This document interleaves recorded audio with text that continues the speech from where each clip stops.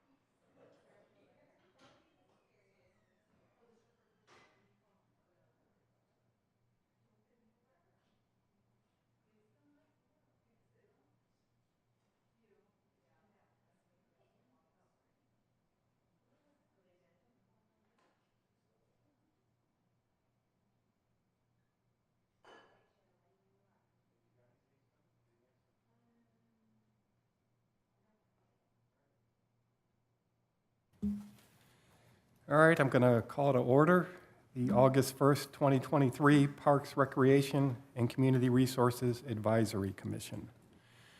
Tracy, since you weren't here last week, you want to lead us in the pledge? Last month. Will you please rise and put your hand over your heart? I pledge Allegiance to the flag of the United States of America and to the republic for which it stands, one nation, under God, indivisible, with liberty and justice for all. Kaylin, you want to see who's here? Chairperson Maroney, Here. Vice Chairperson Lang, Commissioner Ellman, Here. Commissioner Pizer-Maines, Here. Commissioner Horowitz. Here. Or does anybody have any announcements they want to make? Looking to my left, Tracy? It's not an announcement, but I want to give a brief shout out to Public Works, who last Thursday night at 9:30 came out to the Greenbelt to address a tree that had, I guess, I don't know if it fell over or the branches broke, and it was not aware that the tree had fallen over, and I just knew there was two men on the Greenbelt at 9:45 at night with a chainsaw. And so I called the police, and the police came out, and it was our wonderful Public Works Department doing some safety work, and I want to thank them for their grace. And I think I heard them from my window say they were surprised the police, that no one had called earlier. But I just want to give a shout out to Public Works for coming out like close to 10 o'clock at night and taking care of a tree and our safety, and sorry. Good. Okay, so related to announcements, I want to thank staff for this attached upcoming city events presentation. So I really don't need to announce much because it's all there. And I was just curious as to, it's a nice looking document. When you do your presentation on this, Lisa, where if we're posting it or sharing it, or if it's kind of just for our eyes, but it's a nice list of what's going on in August. And then I was curious if the city is doing anything tonight for National Night Out, because I didn't see that on the website. So I want to add that in terms of events that may or may not be taking place this month. And that's about it. Thanks. Oh, well, heck, then I will mention, if you have nothing going on, you can go down to South Park right now, and there is a National Night Out at the picnic table, and my understanding is someone from the police department will be there, as well as maybe our mayor at 7:30. That's South Park. So it's going to be in that one location and not roaming around the No, city? it's roaming around. There Okay. are many around. Okay, because I was trying to just look like, somebody in the city would look for it, and I didn't see it on the website, so. All right, and then as far as, I'm going to hand this to Lisa to do the upcoming city's events presentation, but I had asked Lisa whether there was some way we could quickly include in our meetings a summary of what's upcoming in the next month. And I don't mean that to usurp each of your comments and announcements, because sometimes you have a personal relationship with the event, or you really love the event. So I would encourage everybody still to throw that in as we go through these. So Lisa, you want to walk us through the month of August? Certainly. Thank you, Chair Maroney. And again, we don't want to discourage the announcement that the commission may have, because the commission will certainly may have more detail on the events, because ours is very much an overview of the upcoming events. And at the end, at the bottom of each slide, we list information and how you can find out more details, so where you would go on the city website to get that information. So a copy of this presentation will always be available and posted with our agenda. And that's really where this document will live, because, as I mentioned at the bottom of each slide, it will refer you to where you find more detail on each of the events that we have. So, Kaylin, if you could go ahead and bring up the presentation.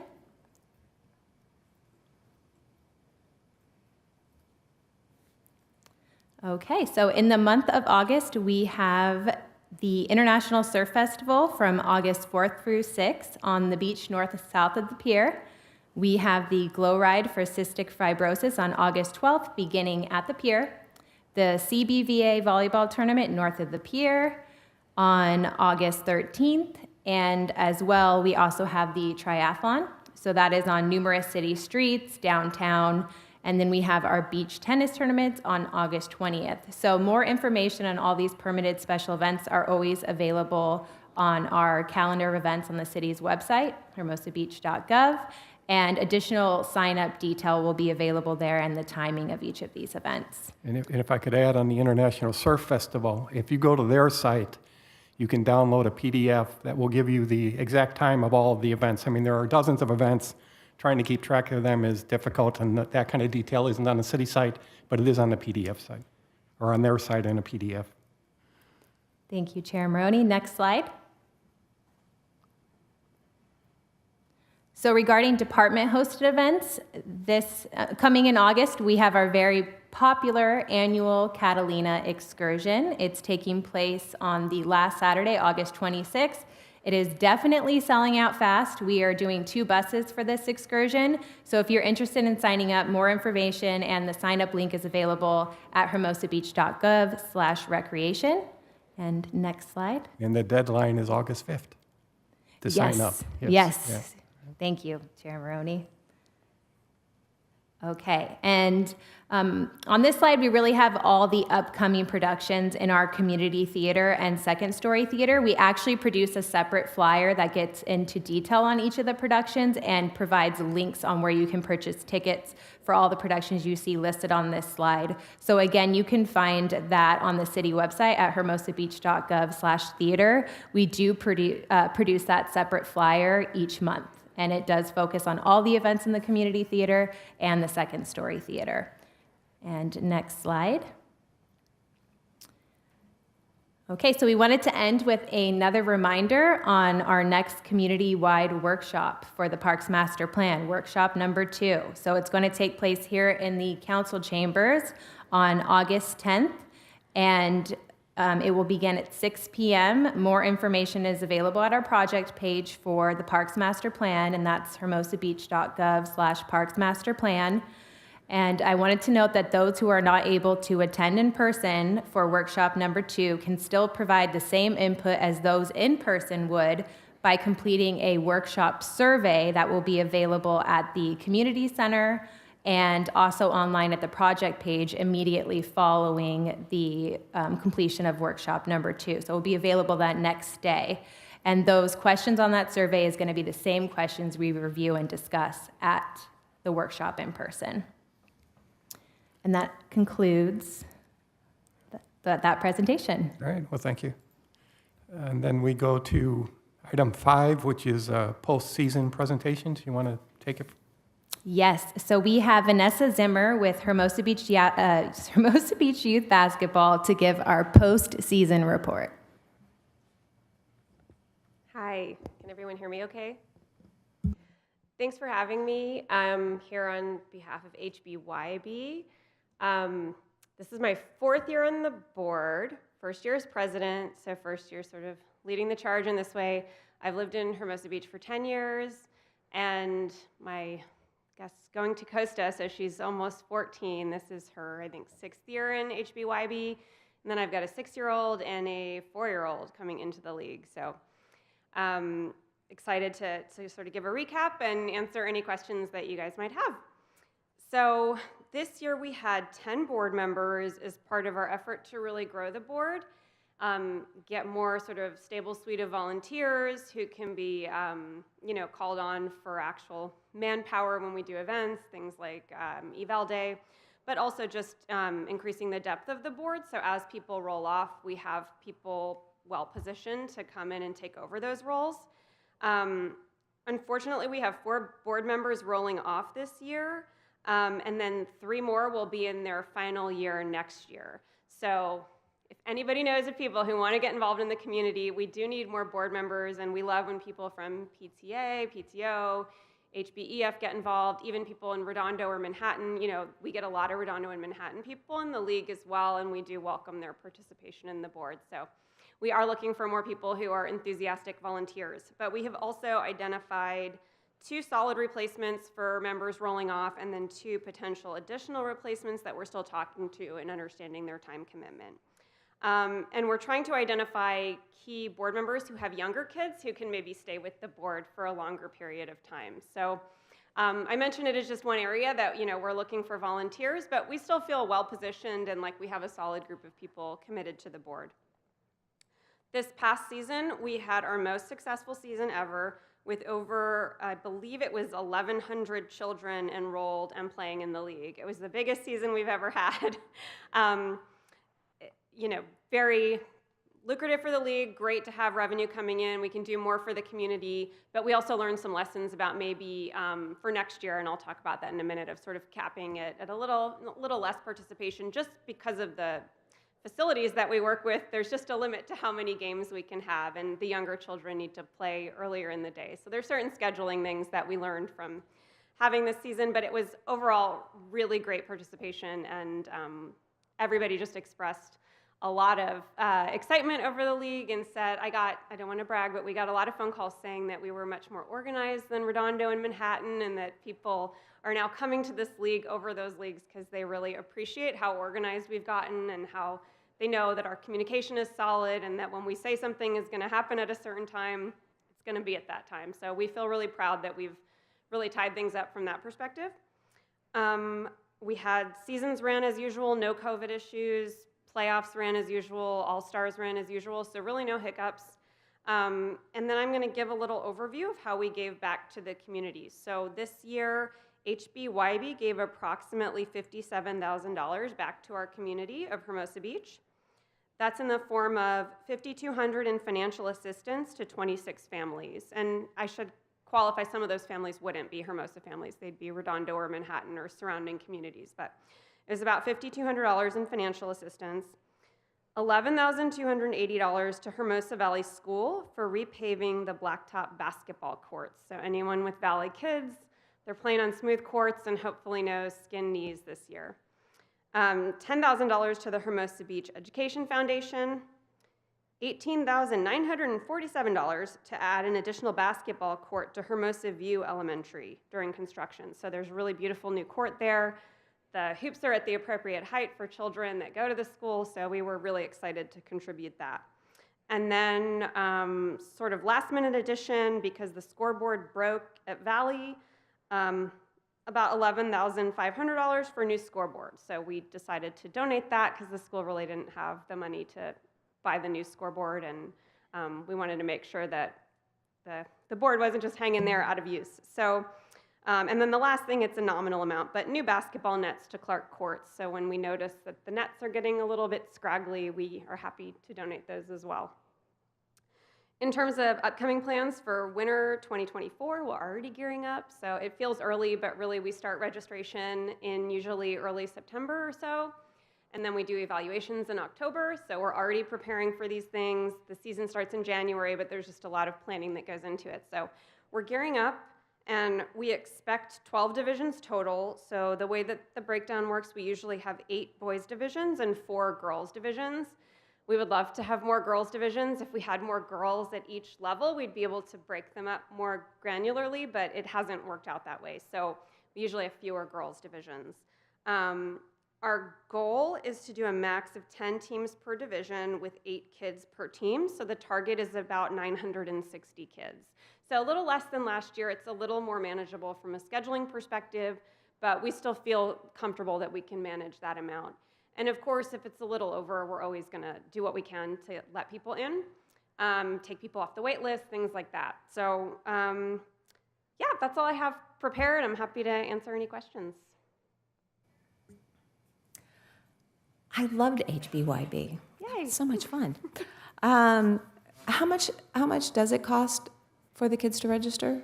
Oh gosh, I really should know that off the top of my head. I want to say it was $250 this year, but I apologize, I don't have the exact number down. And are you able, it sounds like the scholarship program was great. Nobody walks away because they couldn't get a scholarship?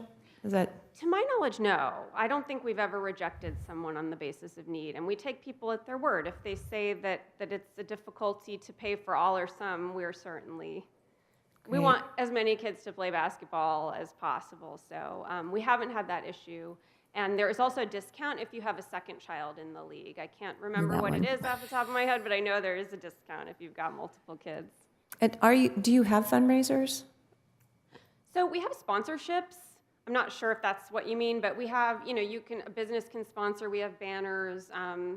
We'll send promotional emails through our site. So we have certain ways of fundraising. We haven't, to my knowledge, done a specific fundraising event. But it's certainly, if it's something that you think the community would be interested in, I can take that back to the board. You would know better, I mean, if anyone. And how long does a board member serve? Is there a specific? So we ask for 3 years, but certain people are rolling off earlier than 3 because they have children that have decided not to play or they have personal things going on. I mean, we're not going to compel someone to stay if they can't give their time. But our desire is to have at least 3 years and then reevaluate. So I've actually been on for 3 years. If they didn't like me, they could tell me to go on my way, but because I have more kids coming into the league, I think they're happy to have me stay. So that's sort of our philosophy is we'll keep you as long as you're willing to give your time, but we understand, obviously, it's not, indentured servitude. Oh, great. Thank you very much. Of course. Hi, first of all, I want to congratulate you on a successful and robust season. That is great. A lot of happy kids and families, I'm sure. And I was wondering if are any things that could be improved upon, or anything that we should know about, in terms of conditions of any of the courts, or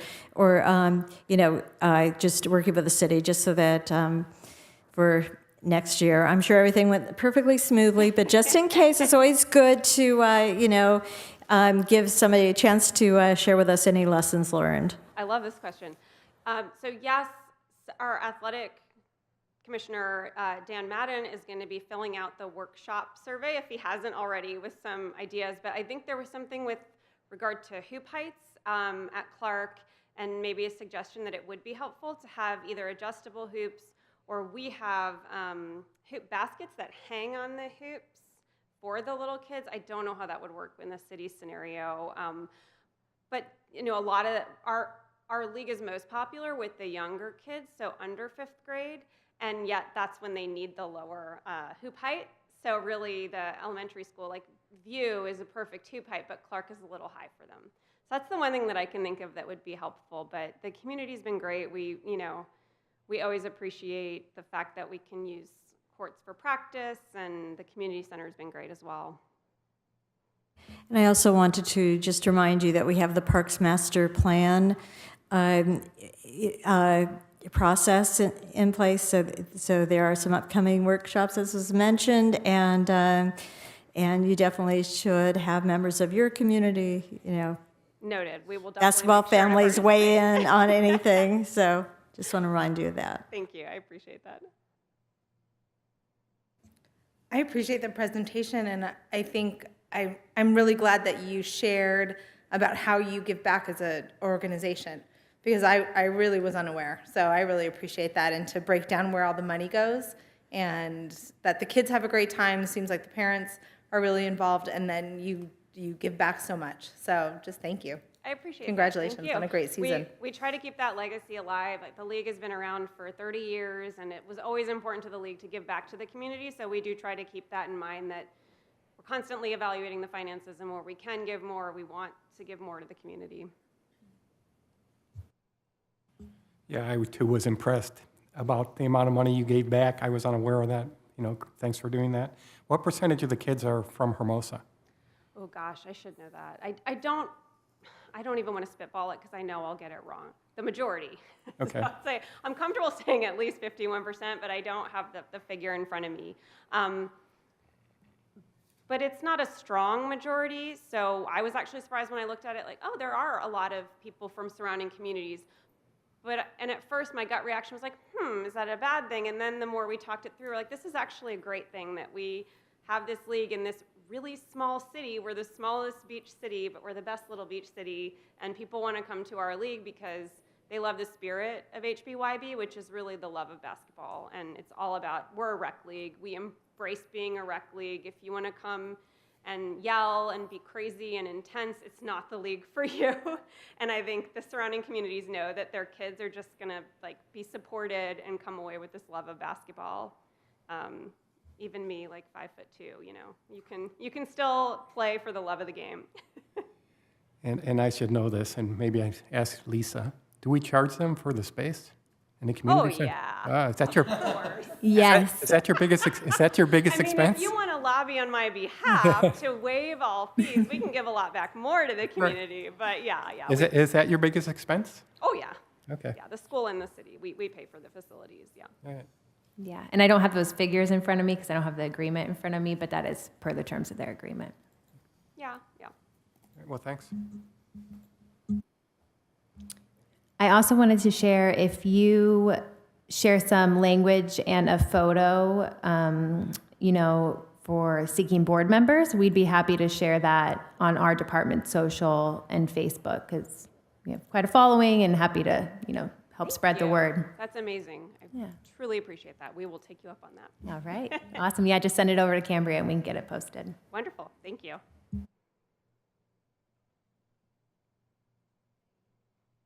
Thank you very much. Appreciate it.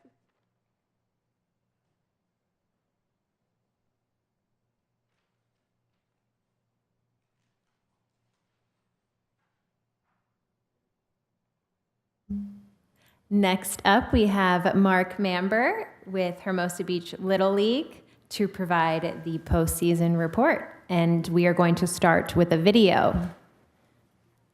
Did you want to say a few words to announce the video, or you want us just to jump in?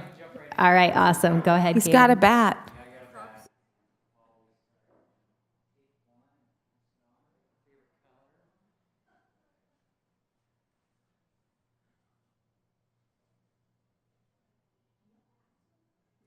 Yeah, go for it. Yeah.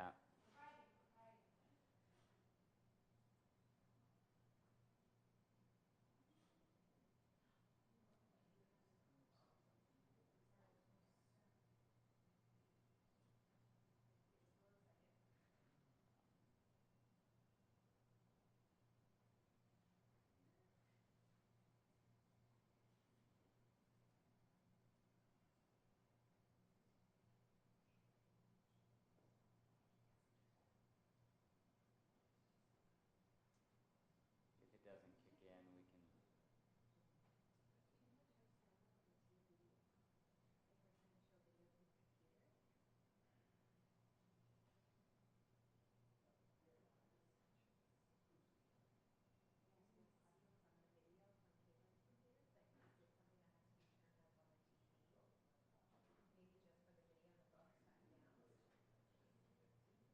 If it's too complicated, we can skip it. Yeah. I have no idea how much you get back for the.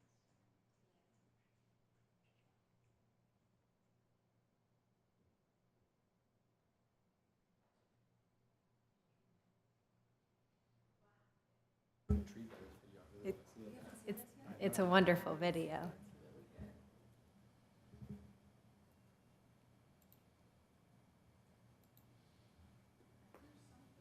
You hear something?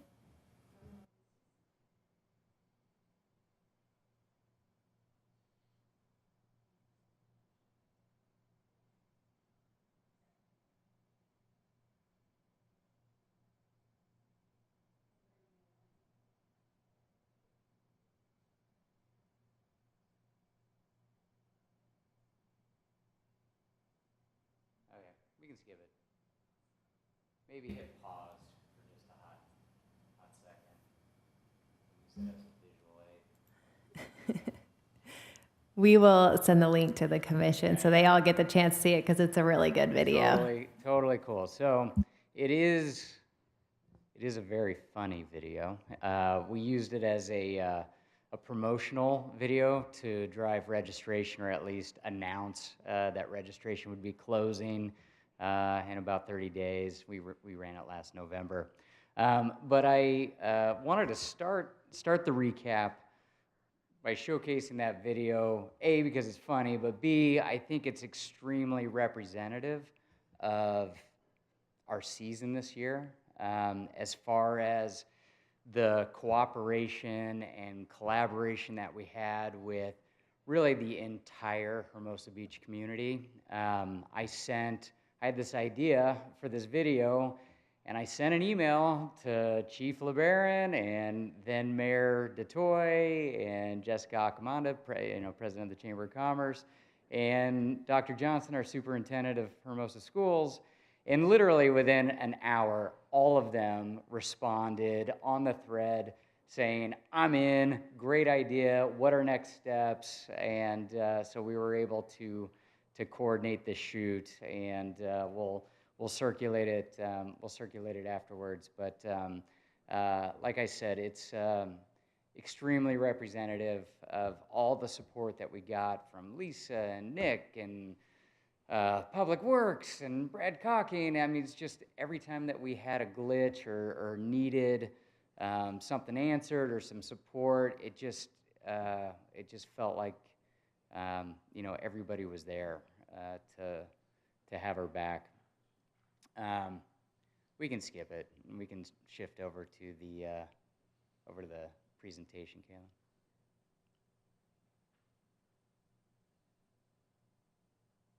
Cool.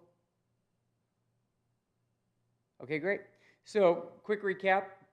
Over 450 players ages 5 to 15, 43 teams, almost 100 volunteer coaches, over 475 games were played, over 360 field practices, 30 junior umpires, over 75 local sponsors supported the league, and close to 30 board, or just over actually 30 board members. It definitely takes a village to pull off a season, and we've got a lot of super supportive volunteers that help make that happen and help carry that load. Next slide, please. Okay, so some new initiatives that we introduced this year, a couple to rattle off real quick. Next slide, please. Hearts of Hermosa, we were approached by HVPTO asking if we could donate a prize to be auctioned off.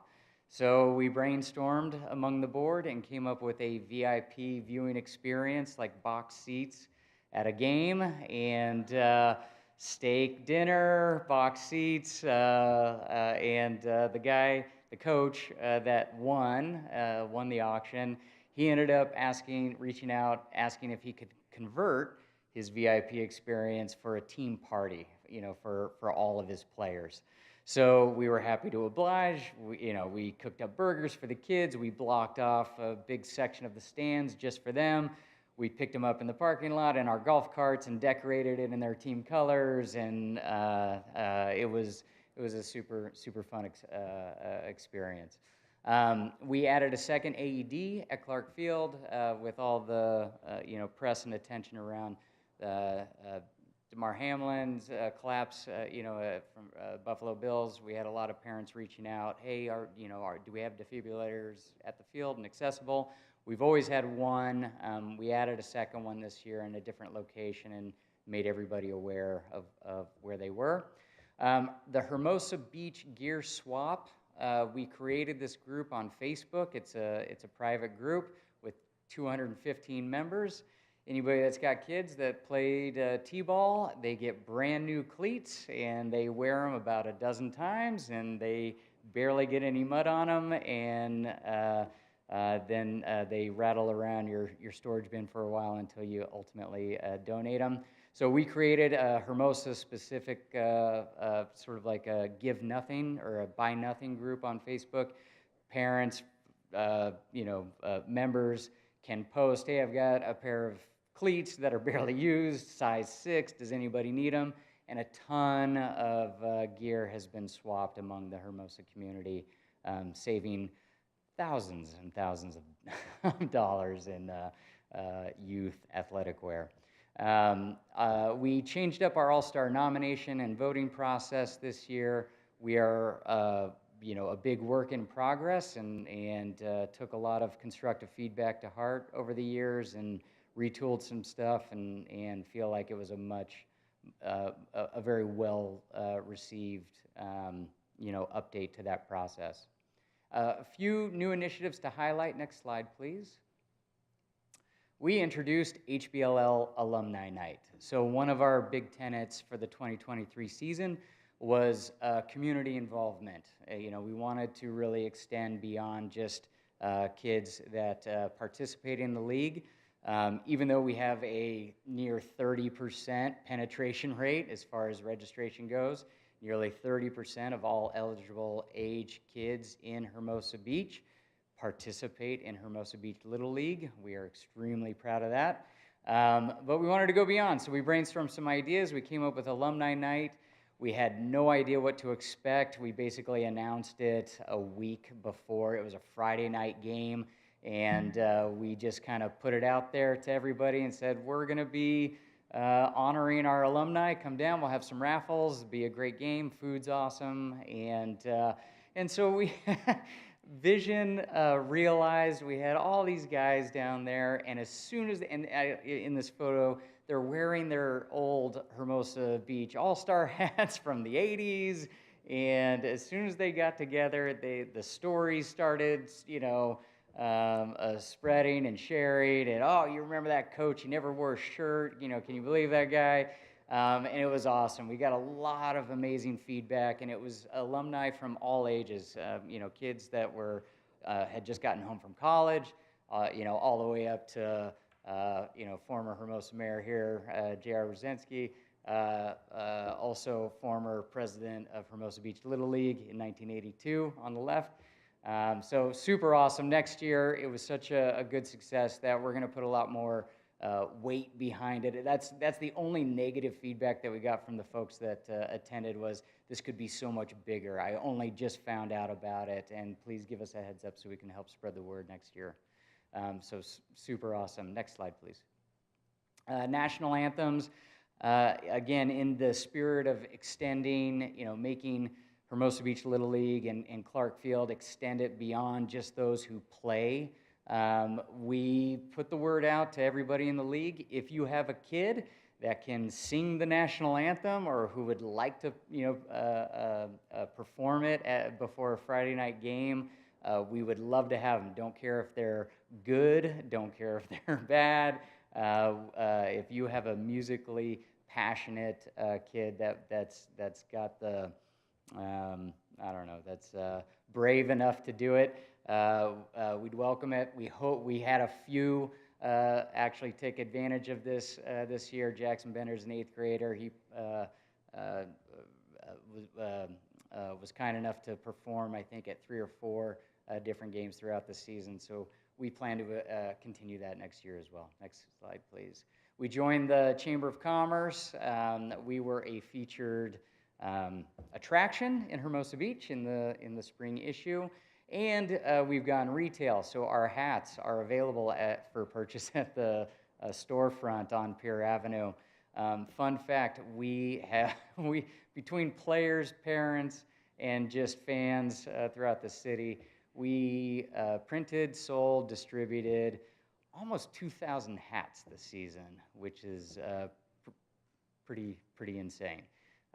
Next slide, please.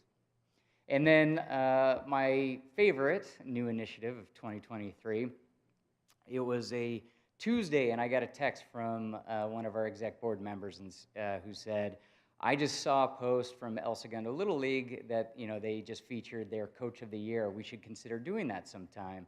And I said, I'll send that email right now. Let's do this. And literally 20 minutes later, I sent a league-wide email. Our closing day was 4 days later. So the message was, we're trying something new. Anybody can nominate their coach, but you got to do it within the next 24 hours because we got to pick a winner and get a plaque made before Saturday or before Sunday. Within 24 hours, we had over 80 nominations that came in. And this one, I'm a bit of a softie to start with, but I was literally sitting at my desk reading each one as it came in and crying. Because some of these nominations were I think that Joe Smith should be Coach of the Year because he's awesome. Single sentence, whatever. But others where I got one. It was a Word doc. It was an essay, literally an essay, a full page, 10-point font of what an amazing experience that this coach had provided for her kid, who wasn't the most athletic and never liked sports, but now can't wait to come to baseball practice every week, and is sleeping with his hat and all this kind of stuff.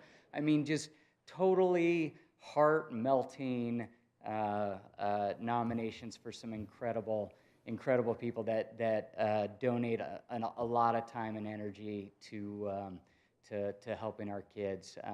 This year's winner was Brian Pettigrew of HBYB fame, former president of HBYB. Really great guy. He's leaving Hermosa Beach. He and his family are moving up north. We wish him all the best. Next slide, please. Okay, big wins of the season. Next slide. Our junior Kasky won the Junior League Championship. They beat 9 teams across Hermosa, Manhattan, and Redondo to claim that ring. We also received a large donation from an anonymous, or from a Hermosa resident who wishes to remain anonymous. And we were using that donation, we were able to replace the safety netting within the batting cages, as well as a pitching machine. So that came out of nowhere. I'm super, super thrilled. Next slide, please. Uniforms, 43 teams. We had a very aggressive committee chair for our uniforms. 43 teams, 43 unique uniform combinations. There was not one repeated uniform across any division. Like I said, very aggressive, very impressive, and they look great. Next slide, please. Our postseason, as far as all-stars go, let's see. Our juniors team, 1 win, 50-71 team. Our 11U team took 3rd place in our district, which is really exciting. And then our 10U All-Star got a win. It wasn't long ago, and by not long ago, I mean like 2-3 years ago, and prior, 50, 60 years prior, we really struggled to get one win among 3 or 4 teams that we would submit to the All-Star tournament. So the level of play that's coming up through Hermosa Beach just continues to increase, improve, and get more and more competitive throughout the district. Super, super proud of that. Next slide, please. New bathrooms, woohoo! So last season, people would say, what's going on with the bathrooms? I'd say, I don't know, ask the city. This year, the bathrooms the bathrooms are done. I said, you're welcome. I took full credit for all of that. We had a nice ribbon cutting to unveil with Public Works and Mayor Jackson. And no, in all seriousness, it's been such a long time coming. I realize and I appreciate that City Pride gets way more complaints than they do compliments, but I got firsthand compliments. Hey, please pass it along to the city. The bathrooms are awesome. These are great. So big win, and a big thanks to the city for providing these really nice portable bathrooms up until the completion of these bathrooms. It really made a difference for the first couple of months of the season. Next slide, please. And then community participation. I said, that was a big theme and our big goal of the season, and so well achieved. I think we can do better, but we're really proud of just every Friday night, Clark Field is the spot to be. And it doesn't matter if you have kids that play or you don't have kids that play, or kids that aged out, or this group of girls on the left, they don't have brothers that play. They're not players in the league. They're just there because that's where all the kids are hanging out. In the center photo here, Chris is the founder of Good Stuff. He was a first-year sponsor of the league this year. He was down to cheer on his team, meet, shake hands, and during playoffs and stuff like that. It was really awesome to see him down there. And then Hermosa teachers are like rock stars when they show up at the field. The kids just can't believe. They're so excited that they're there, and so proud to show off their uniforms, and excited for them to come see them play and stuff like that. So they are like celebrities when they come by the field. Next slide, please. Night at the Ballpark was a huge, huge success this year. We estimate over 1,000 people, all ages, were there. People were invited to set up tents, bring their chairs. Next slide, please. We had live music, acoustic, who performed for 3 hours that night. Behind them, you can see we had a slideshow going from photos that were taken from throughout the season to date. Showcasing obviously all the players in action. Next slide, please. We had an exhibition softball game between our 8th graders and coaches. Big and fun item to note is all these kids most of them have been playing Little League since they were 5 years old. So this was kind of like a big send-off season for them. And one mom pulled me aside a couple nights later and said, my 8th grader, I had to come pick him up because he was covered in body paint. They all kind of decked themselves out in war paint. And so she comes and picks him up, and he says, hurry, I got to get home to shower. And she's like, well, what do you have going on? He's like, I got to get back to the field. Night at the ballpark's going on and stuff like that. For anybody that's looking, that it's really, it can be very challenging to produce an event that a 14-year-old boy wants to be at. And so we wear that badge of honor very, very proudly. Next slide, please. Cookout, a bunch of volunteer dads were cooking tri-tip and pork and salads and dishing them out. You can see the kids in the blue hoodies. I don't know if you're aware of the service organization Hermosa Hermanos, but we were able to tap into those resources. We got a bunch of volunteer teenagers to help us run the event. Next slide, please. And then one of our exec board members is battling hard, leukemia for his third bout, and one of the coaches in the league shot me a text and said, man, we got to do something. I feel like we should be doing more for Travis. He's like, what if we could get do swabs for potential bone marrow donors. So we set up a table, and we were able to, I think we got about 25, 30 swab kits that were scraped that night and able to submit to the bone marrow registry. Next slide, please. And huge success. All the kids were posted up. We watched Sandlot, and like I said, we had kids ages 2 all the way to 15 that were just having a blast that night. We're very, very thrilled with the turnout. Next slide, please. And Hector, always a big win. Our beloved Hector, our snack stand operator. He is larger than life. He loves the kids. He cooks a great taco, and we're thrilled that he's going to come back next season as well. Next slide, please. Our challenges from the year, I don't know if anybody saw the headlines, but there was a lot of rain this spring. Huge bummer, huge pain in the ass. We worked really hard to get the season launched, and then the rain just wouldn't stop. Fortunately, we've got a lot of passionate board members that would refuse to say die. Anytime that it looked like there was going to be a break in the clouds, we had guys down there with pumps draining the big pools of water,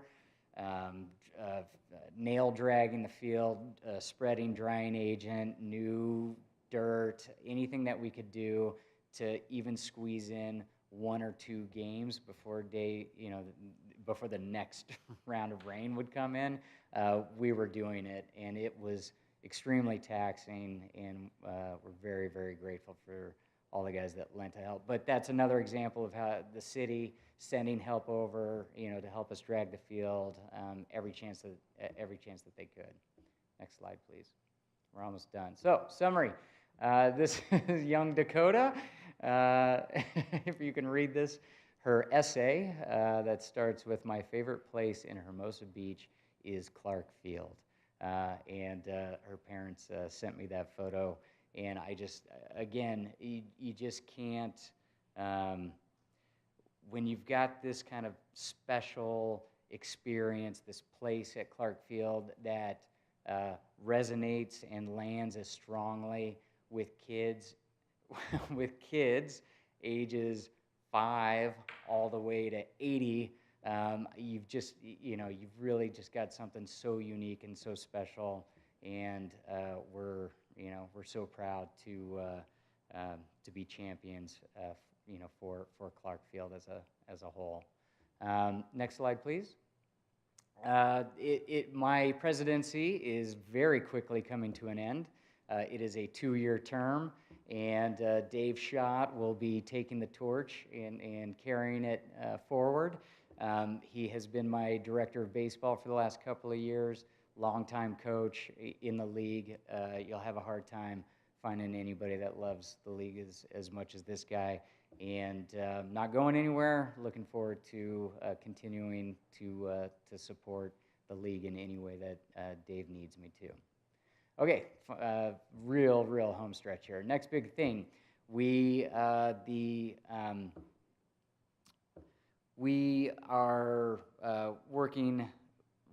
putting together a proposal to submit to the master plan, and Lisa and team.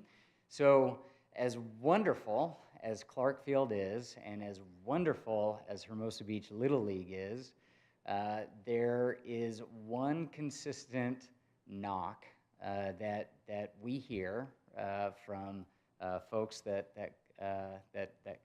come and participate in the league and watch games.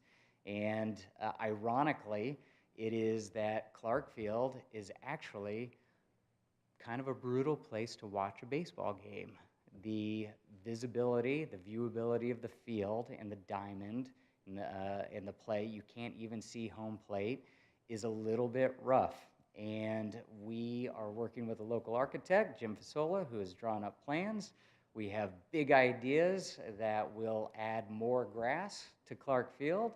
It will open up new possibilities for AYSO.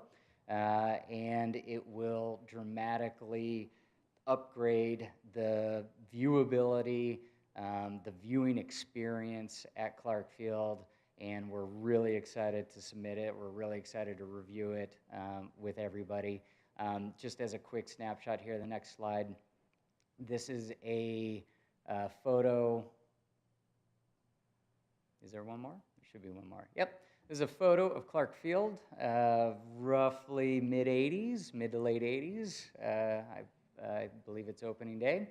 And you can just, if you toggle back and forth, you can just, the visibility, the viewability of the actual game itself is so much better back in the 80s. And no disrespect to our alumni and forefathers who built our new backstop, our current backstop and field experience, but we know from doing a lot of research looking at other fields around Southern California that we can polish up Clark Field in a big way, and will only make it that much bigger of a draw of an experience for the Hermosa Beach community at large. Finally, my board, as a parting gift, gave me this bat, and it's got the Hermosa Beach Little League logo on it and my tenure as president, and I was very moved when they presented me with this, so I wanted to show it off to everybody. Anybody and everybody. It's on my mantle at my house. I'm very proud of it. So that is it. That is my content. Thank you.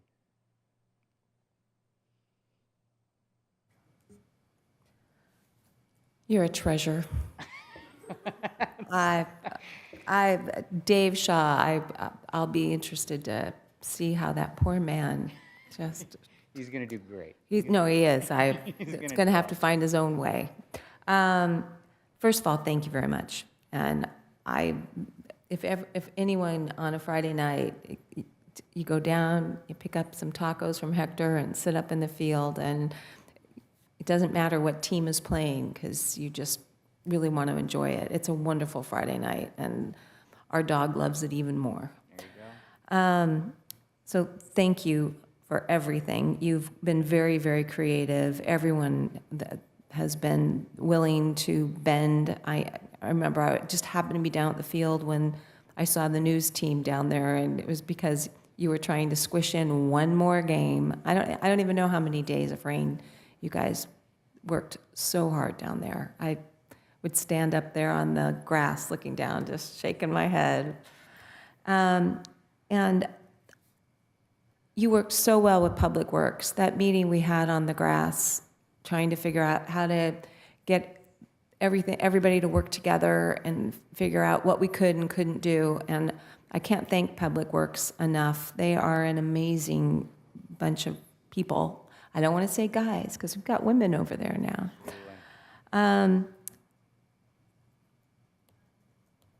Two questions, and thank you so much. I know there were issues with the logo and the banners, and everything we've asked you to do, you have done well and timely, and I can't thank you enough. My only question would be, have we had issues with the foul balls and the new bathrooms with did we put something on top of the bathrooms? I know we had a problem there. And we were going to look at maybe with this maybe new field of the possibility of working on those foul balls that land on homeowners' property. I'll have to follow up with Public Works, but we haven't heard any issues on community resources end. Okay, Yeah. great. Well, again, job well done. Thank you. Couldn't say more. Thanks for all your support. I saw you doing some. Well, that's the other thing is the video at the beginning. You know, Bill Jason runs the Hermosa Beach forum. You know, on Facebook.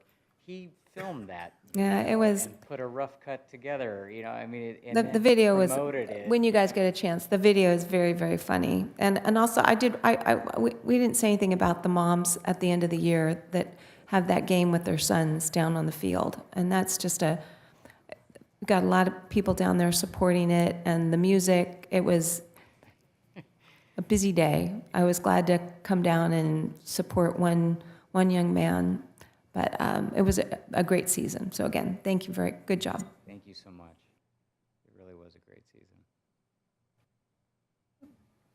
Yeah, Mark, I wanted to thank you as well. What an excellent job you've done, and tonight, wonderful presentation, very thorough, and I can't believe some of these initiatives we've never actually had before, but thank you for being so creative and bringing, other things into the mix. And I mean, what an exciting season, even with its rainy challenges. So thank you, and I just want to ask you if maybe you would pose for a photo with your bat? Absolutely. Let's see here. Here we go. Okay. Great. Thank you.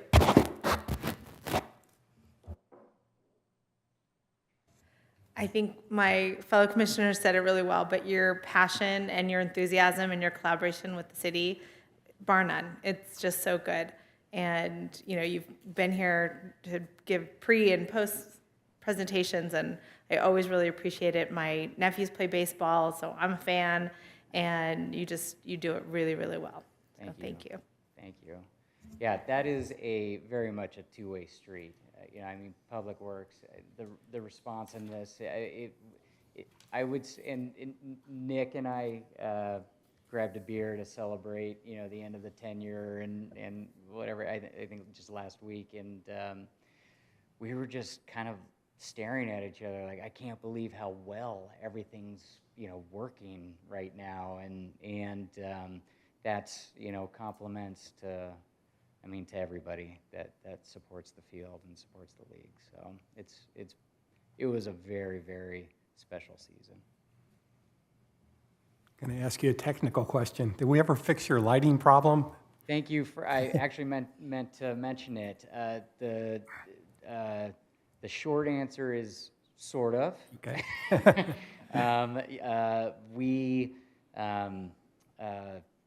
They're the most problematic, the darkest section of the field was addressed, and it works great. And so we were able to find this like kind of easy solution with this LED lights that could just sort of plug in. You know, Public Works was able to get them mounted on the existing pole, find a power source, and our Tim Gibson, our head of facilities, he says, "Hey, are you at the field?" I said, "Yeah." He's like, "Hey, come on over to, you know, I want to test this light and see if it's doing anything. I can't tell." So I come over and I'm standing at the third baseline, and I said, "Okay, unplug it." And he unplugs it, and then he plugs it, and I said, "Okay, plug it back in." He plugged it back in. I said, "I cannot believe we allowed kids to play on this field at night without this light on here." It was a dramatic improvement for that particular spot, which was the biggest challenge. So if we can leverage similar, lighting solutions for some of the other banks, I think that'll get it done. All right. So thanks for asking about that, though. It's an extraordinary program. Everybody tells you that. Thank you for the 2 years of service. You should be proud of those 2 years. Thank you very much. Thank you, sir. Anything else? All right, thanks. All right, thank you all very much.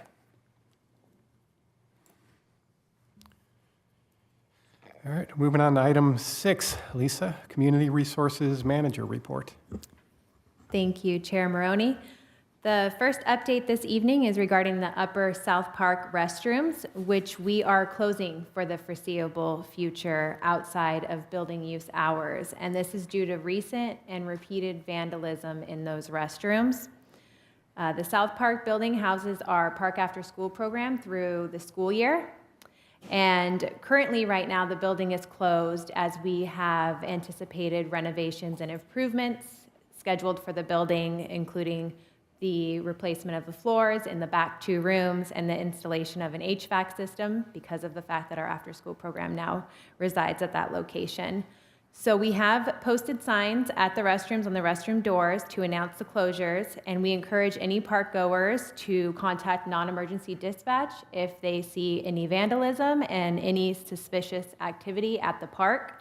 And that's actually posted on the sign as well with the number for non-emergency dispatch.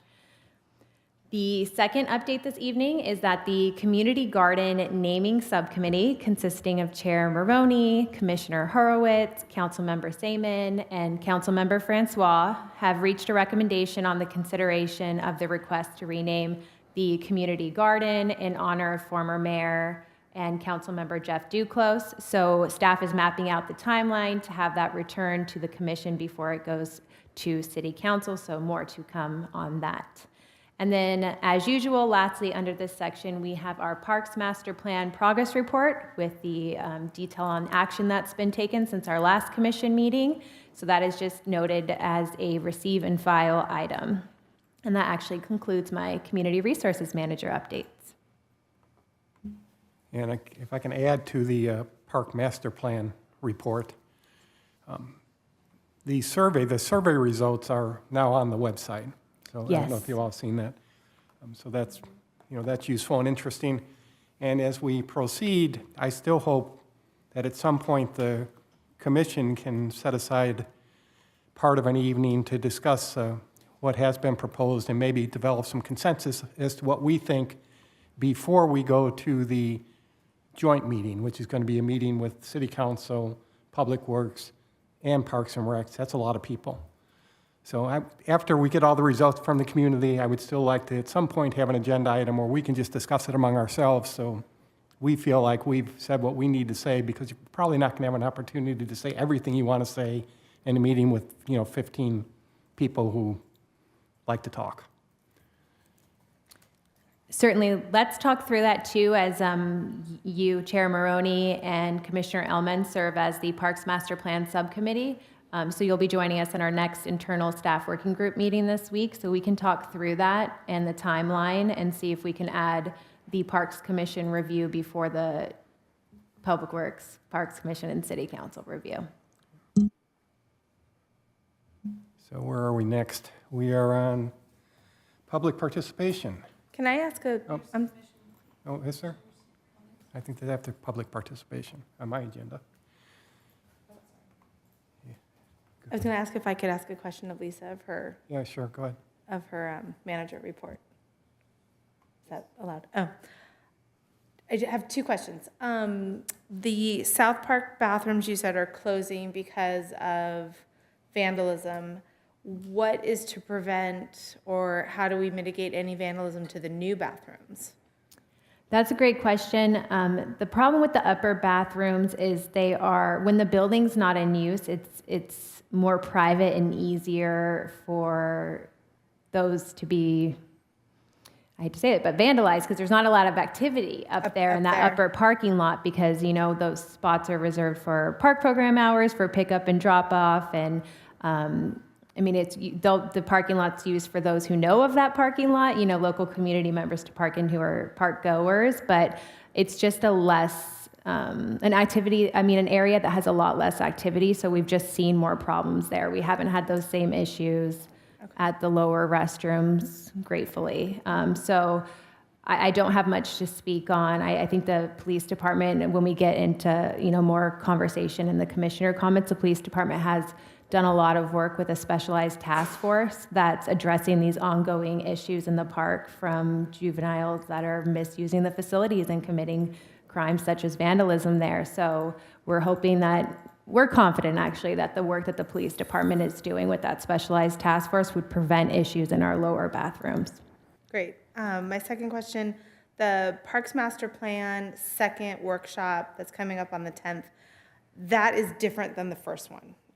It will have a different set of questions. I just wanted to, I was pretty confident that that was the case, but just wanted to make sure so that people who were at the first one can come to the second one and it would be a fresh conversation. Yes. Different conversation. And also to share with the commission, since many of you were able to be in attendance for our first workshop, we will be starting the evening with a presentation of all our department services so that we can, that's really in an attempt to guide the conversation to remain in the realm of parks and recreation. Thank you. Yes, I'm following up on Commissioner Horowitz's questions, and I just wanted to note that it's not just that bathroom at South Park. We've also had vandalism apparently at Valley as well, which is less isolated. So I'm wondering if there are any other facilities that have experienced damage as well. Yes, so we definitely have seen an increase of crimes by juveniles throughout the parks and other hotspots in the city, such as the Pier Plaza, parking structures. And, you know, the crimes have been vandalism, assault, weapon violations, and unsafe operations of e-bikes in public spaces and damage because of e-bikes. So that specialized task force that the police department has built is really addressing this increase in these crimes. So they are citing and arresting when appropriate, and they are enforcing curfew violations. They are enforcing the rules of the road violations. They are contacting parents that each time that a juvenile is arrested or stopped after curfew to make sure that the parents pick the juvenile up. And the task force has just been extremely vigilant in making contact and addressing these crimes. Mm-hmm. Have they mostly been in the evening? I can't speak to the detail of the issues. Because I don't have. It seemed, that was a little bit earlier, the Valley ones that were witnessed, and I was just curious about that. Yeah, I don't have all the details of the incidents. And Okay, and do we close those bathrooms at a certain time? All the Or other bathrooms are remain open the same hours that the park would be open. Okay, thank you.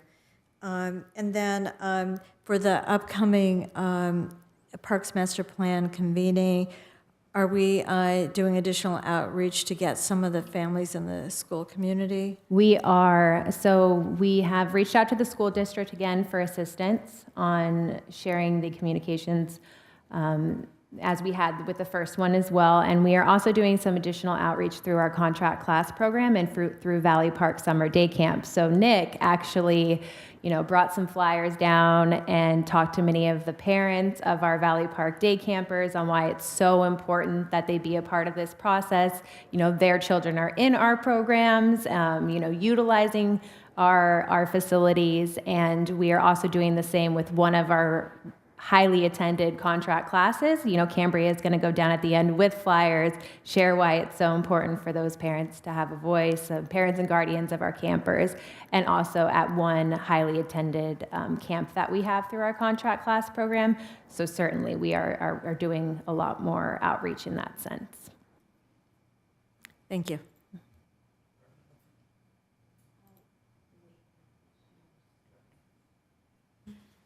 And just the next community workshop, as I understand it, is focused more on what specific improvements do you want to see. The first one was more what sort of community characteristics we have, so it will be different.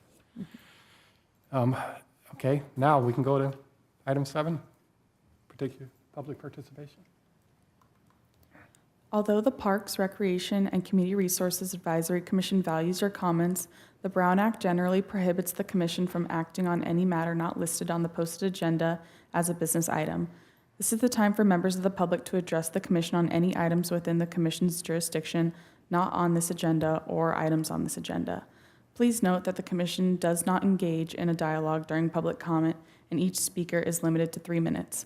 We'd like to invite those in person tonight to participate in public comment at this time.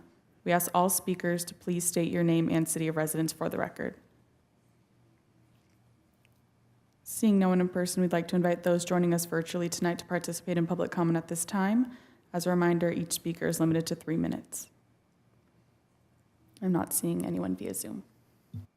All right, so we'll bring it back and we'll go to item number 8, which is commissioner comments. Barbara?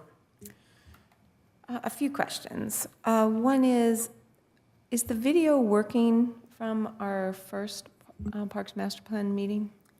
That's a great question. We know that the community has shared feedback that they thought the video would be posted publicly online after the first workshop. That was never the intent because of the style of the workshop. Since we break out into small groups, there's a lot of silent time on the video. Actually, a majority of the 2 hours is silent and you can't hear. But with that said, because our community has shared a desire to see that video, we are going to be talking through that more at the internal staff working group, because since the video was never intended to be publicly posted, we want our internal staff working group and subcommittee to see what it looks like so we can make a joint decision if it's worth posting.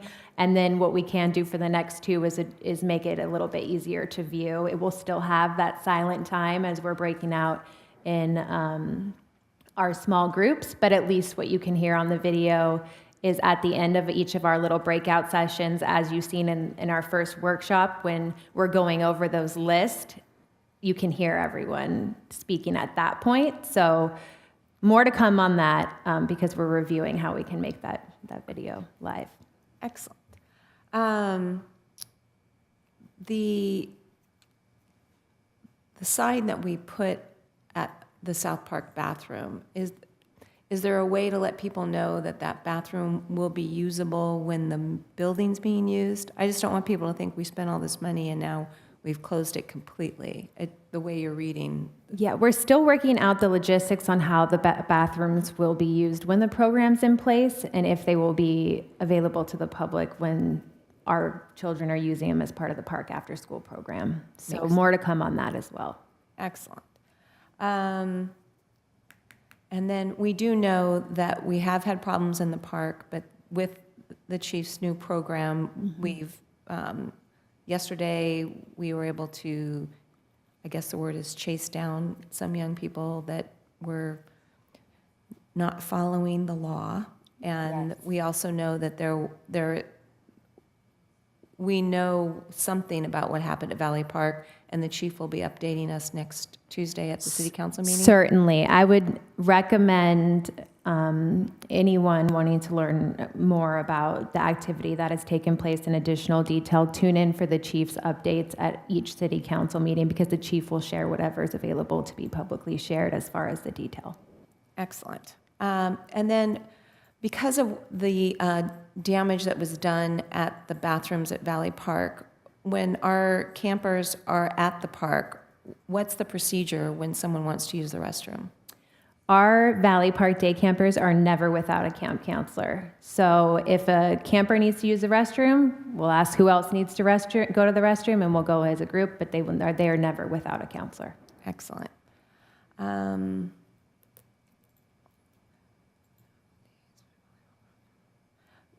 Do we have an update on the volleyball programs in July of next year?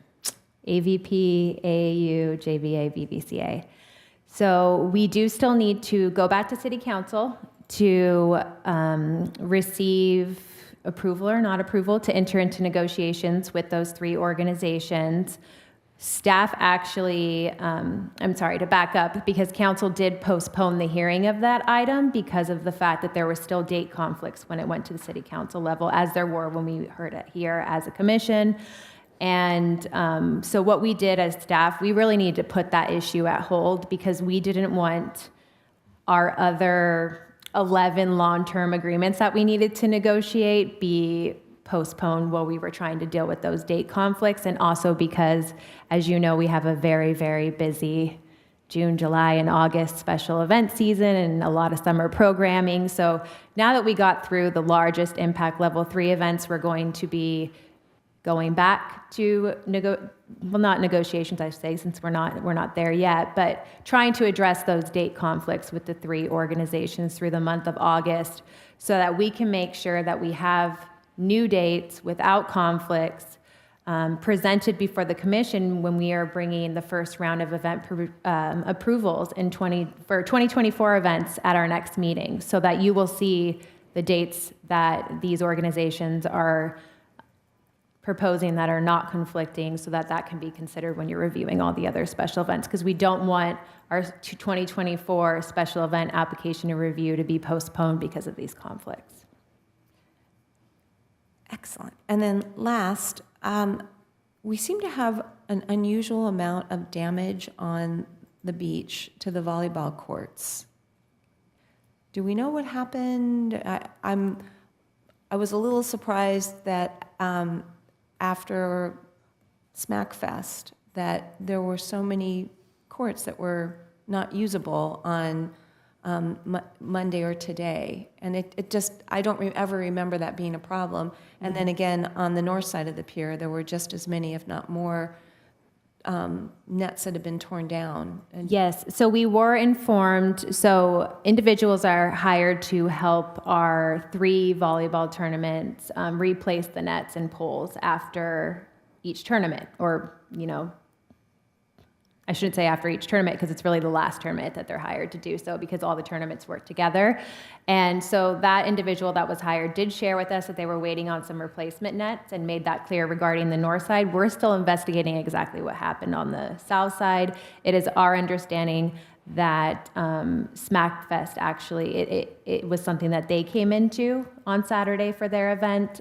So we're just trying to put together the pieces. But regardless, we maintain the commercial zone, so our public works team will be getting it back in place, the poles back in place, and all the nets back up. so when SmackFest showed up on Saturday morning, as far as they're concerned, those courts should have been in complete working order. That's the agreement we would have had with them. Yes.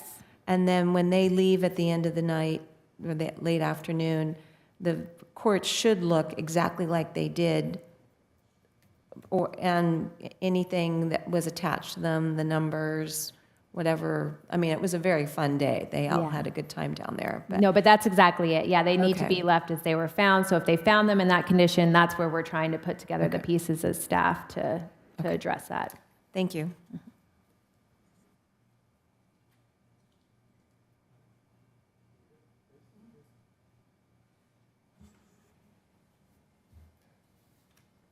Yeah, on SmackFest, I'm just going to repeat something I've said for the last 2 years, which is there's more than 2,000 people down there. So I think it's a level 3 event. And then also just South Bay Parkland Conservancy, we invited them to come this week this meeting. Instead, they're going to come next meeting and present and answer any questions we might have. And I'll just add to that, the presentation that we saw at the Historical Society was excellent. I know their presentation needs to be Yes. smaller, but they had some amazing information to add, and I look forward to inviting them here. So thank you for that. Of course. All right, item 9 is the consent calendar. Does anybody need to or want to poll the action minutes for discussion? We have a motion for the consent calendar. I'll make a motion to accept the consent calendar as is. I'll second. Chairperson Maroney, Yes. Vice Chairperson Lang, noting the absence of Vice Chairperson Lang, Commissioner Elman, Yes. Commissioner Pizer-Maines, Yes. Commissioner Horowitz, Yes. Item 9 are public hearings. We don't have any. Item 12, matters for commission consideration. Over to you, Lisa. All right, so this item is for staff's recommendation to the Parks Commission to approve the commencement of to recommend to City Council to approve the commencement of long-term agreement negotiations with the Epic Day Foundation, Inc. for beach days. And Epic Day was formerly known as the Best Day Foundation, which I'll get into more in my verbal. So Epic Day has applied for a long-term agreement for its events from 2024 to 2026, beach day events for children and adults with special needs. The events were canceled over the last couple of years due to the death of Best Day Foundation's founder, Brooks Lambert. A team of former Best Day Foundation volunteers worked together to carry on the mission of the organization and those events, and renamed the foundation the Epic Day Foundation. The event formats would be the same as they were with the beach days provided by the Best Day, and their proposed dates are included on the 2024 to 2026 calendars. These are very, very low impact events. They don't have a lot of special requests, no amplified sound. It is merely providing a fun beach day for children and adults with special needs with numerous beach activities. With that said, I wanted to acknowledge that on the September 2024 calendar, you're going to see that right now we have 16 out of 15 event days listed on that calendar. Reminder that when we did our special event policy updates, we included a policy that we weren't going to exceed, the 15 days outside of our peak season. Staff is very aware of the fact that we're at 16 right now in September 2024, but we are unsure if these counts are going to remain as is because there's still uncertainty as to whether the Labor Day Fiesta Hermosa would return or exactly what the load-in may need to be for the Hermosa Beach concert series. So I just wanted to note that that's on our radar for the commission. It doesn't impact the Epic Day Foundation request at all at this time. We are, again, the commission recommend to City Council approval for staff to enter into these negotiations with Epic Day. And we've asked the event producer, Michael, to be here tonight should the commission have any event-related questions. And I am, of course, available for questions as well. Have any questions for Lisa, and then we'll ask the event producer to say what she wants to say. Yeah, I was just going to ask, what has the size of the event attendance been in the past? It has been very low. So it's been some time since they've had it, but it was always less than 100. So it used to be considered an impact level 1 event when we had it go through the regular special event permit program process and we classified it. I think right now we have it on the calendar as an impact level 2 because the hope is that they would have more in attendance for these events, but it would still be fairly low. And it doesn't seem that we actually have the event producer on the line this evening, unfortunately. Any questions, Tracy? No, I don't. Barbara? No, it's a wonderful program when it was here. It's a long time ago, but it was always very enjoyable. Appreciate it. Any more questions, Lauren? No?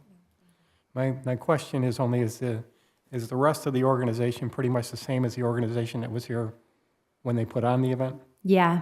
And so if you go to the Epic Day Foundation, they list the organizers and, the organization's leads, and they're all former Best Day Foundation volunteers.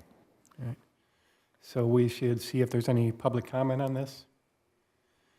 See, Mark, you interested in commenting on this? No? Nobody in the room? Is anybody online for public comment? No one is on Zoom. All right. See, you didn't have to remind me. I didn't forget. Did it. Good. Yes, I didn't even have to. Thank you. Great job. So let's have a discussion. Start with Tracy. No, I'm sorry to hear about the death of the founder of Best Day Foundation, but I do remember when it was here before, and it is a great day. They're anticipating what they say, 40 kids with special needs in their families, 100 volunteers, and I think it's well worth our time and to support that. I completely agree with Tracy. There's no need to say anything other than it was an amazing event to watch from a distance, and I look forward to having them back. Well, with that, I'd like to make a motion. Before you make a motion, Yes. I already shared One this. moment. I already shared this with Lisa. Sure, I will support this, but September's in flux. And we're going to be putting up right against that 15 number. So I can see recommending this. I could also see, let's wait and see what happens this September when we figure out how many days we're actually going to have set up for the concert. But since there's a sense among the 3 others up here to go ahead, I mean, I can do that too. So Lauren, you were going to make a motion? I just wanted to clarify too, this event should be classified in impact level 1. It's on the calendar as impact level 2, but I don't see why it would be in an impact level 2. It's misclassified on the actual calendar. It's an impact level 1 still. And is it my recollection that most of their event takes place closer to shore? Yes. It's Yeah, we south don't side of Pier, but foresee- it's really close to shore. It's not, if you look at the calendar, the tentative calendar with the load in for the concert series, I don't think those two things would impact each other Yeah. because this event tends to take place at the shoreline. Yeah, and it's earlier in the day than it would be over by the time the concert series would really be kicking off. But of course, dates are never confirmed at this stage. It's merely this is what they've requested. We negotiate the dates once we're approved to enter into negotiations. Can I say? I'm just thrilled that we have the access pads right there. It's just amazing. It was perfect. Can I suggest you not negotiate dates until after we see what Yeah. happens in September? Okay. Yeah. Yeah, and I'm sure because these are beach days, they want to make sure that the weather is nice for them. But at least I'm looking at the dates proposed now, and they are kind of mid-September, so they're a little bit later on, so maybe that's, helping to relieve any sort of impact. Yeah, and we have the next weekend available. So they might have flexibility where they can move to the 21st and 22nd. It would be less impactful there would be no worry with conflicts with the concerts. But then again, the issue would be the amount of days that we have. So we really do need to see exactly how many days we need for load-in for our concert series and the future of the Labor Day. So we'll know that after the Locale 90254 event takes place, and once we complete our request for proposals for the stage and sound services for the concert series, because then we'll know how much time that whatever production company that's selected would need.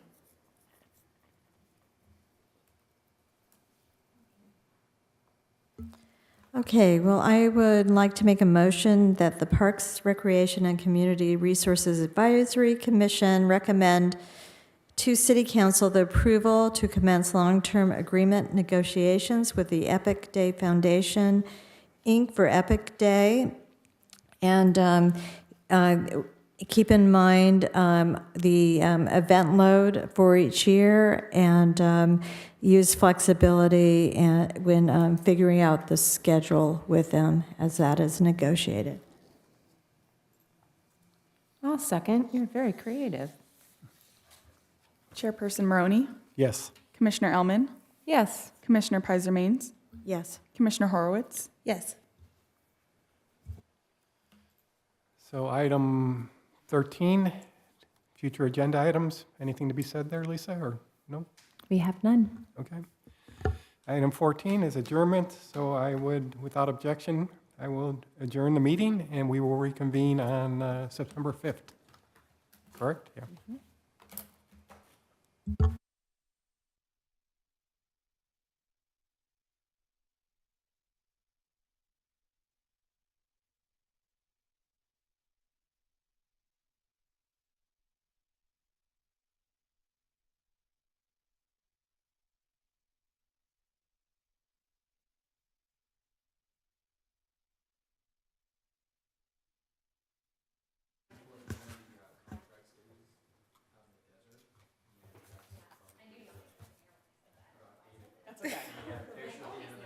I thought you wanted it because of the hats, and then I was like,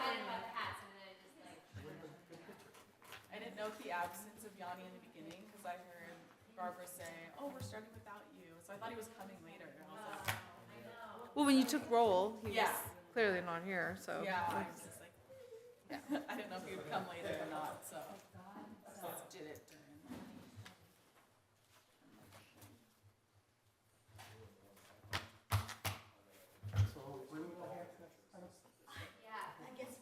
Yeah?